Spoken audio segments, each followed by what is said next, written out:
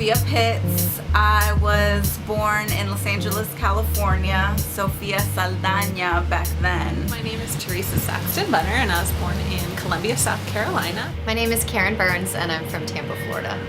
My name is Jacob Jacoby and I am from Poconos, Pennsylvania. My name is Anna McCrite and I'm from Rockville, Maryland. My name is Lori Clark and I'm from Carrboro, North Carolina. Kyle Stout, and I am from Trenton, New Jersey, but have lived in North Carolina for 10 years. I grew up in the inner city in Cleveland.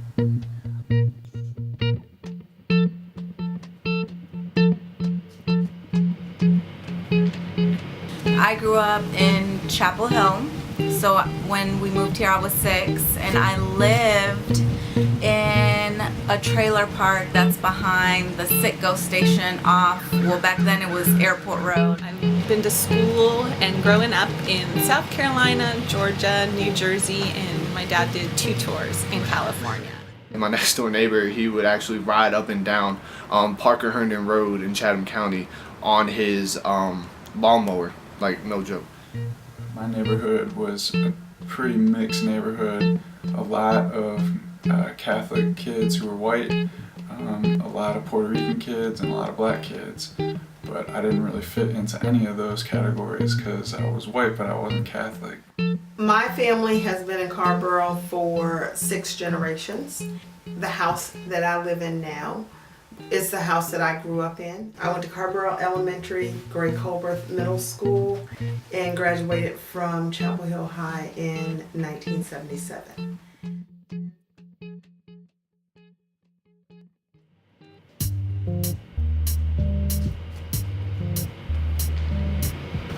In middle school I was very talkative. I always had my nose buried in a book. In middle school, I starred in 3 theater productions: The King and I, Oliver, and My Fair Lady. My senior year I was the captain of the basketball team. We weren't very good, but I had a lot of fun with that. I was a jock growing up my whole life. All I did was play sports. Spoken word and football, they didn't go together. Especially when you say that you write poetry, people are like, you write poetry? Like sensitive poetry, emotional poetry? I'm like, yeah.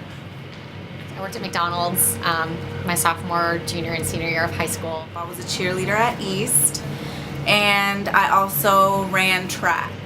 In high school I was a big procrastinator, and that caused a lot of problems for me in college as well, but it's something that I worked through. I had a lot of hard learned lessons.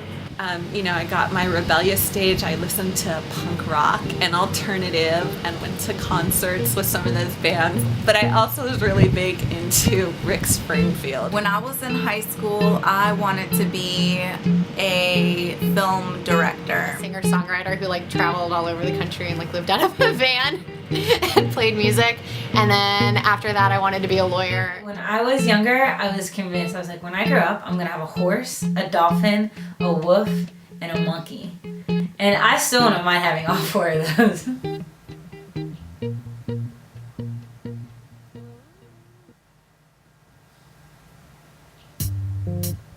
We moved here in 1998, 2 days after we adopted our oldest child, Ashley. Ashley was 6 at the time. Ashley is a sophomore in college at UNC Charlotte now.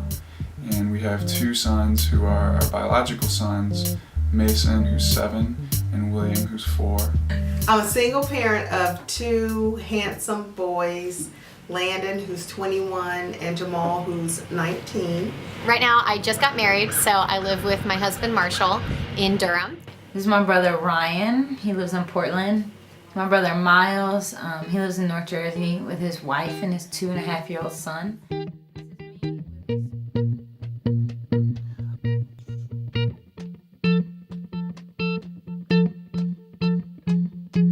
We love reality shows like Love and Hip Hop, T.I. and Tiny.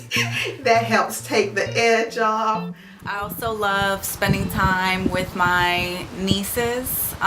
Right now Betsy is 6 and Deanna is 2.